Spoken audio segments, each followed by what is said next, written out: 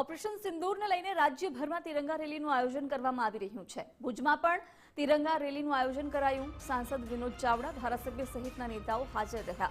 ભારત માતા કી જયના નારા સાથે આ રેલી યોજાઈ। 300 મીટર લાંબા રાષ્ટ્રધ્વજ સાથે ભક્તિનો માહોલ સર્જાયો।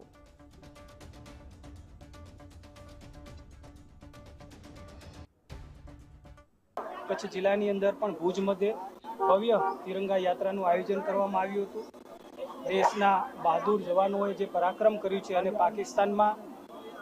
પાકિસ્તાનમાં ઘરમાં ઘૂસી કરીને જે આતંકવાદીઓનો ખાત્મો કર્યો છે અને જે આપણા સૌનું ગૌરવ એવા જવાનોના માનમાં અને સન્માનમાં આખા દેશમાં દેશભક્તિ અને દાદ દરેક ભારતવાસીઓના હૃદયમાં બેસી રહે, જેના ભાગરૂપે આજે અલગ અલગ જગ્યાએ તિરંગા યાત્રાનું આયોજન કરવામાં આવી રહ્યું છે। જેના ભાગરૂપે આજે કચ્છ જિલ્લાની અંદર પણ તિરંગા યાત્રાનું આયોજન કરવામાં આવ્યું હતું અને અનેક લોકો, અનેક નાગરિકોની ઉપસ્થિતિ રહી છે। આમ તો કહી શકું કે દરેક ભારતીય માટે એક ગૌરવની ક્ષણ કહી શકાય।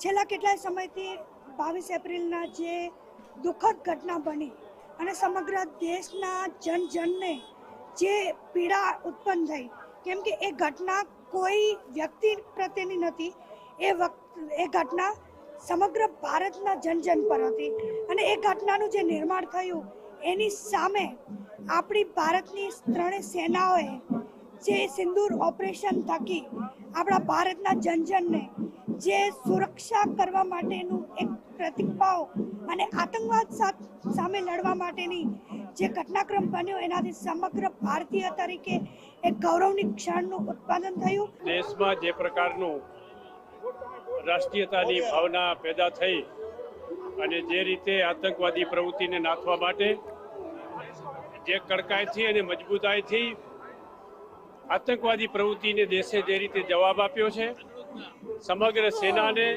બિરદાવવા માટે અને દેશના નાગરિકોમાં રાષ્ટ્રીય ભાવમાન પેદા કરવા માટે આ સમગ્ર દેશમાં જ્યારે આ તિરંગા યાત્રા યોજાઈ રહી છે, એના ભાગરૂપે આજે ભુજની આ તિરંગા યાત્રામાં પણ યાત્રાના માધ્યમથી દેશના લોકોમાં, યુવાનોમાં દેશભક્તિનો માહોલ થાય, સૈનિકો પ્રત્યે કૃતજ્ઞતા પેદા થાય અને જે દેશ માટે બલિદાન આપે છે એવા લોકો પ્રત્યે પણ એની શહાદત પણ એળે ન જાય એ પ્રકારનું માહોલનું નિર્માણ સમગ્ર દેશમાં થઈ રહ્યું છે।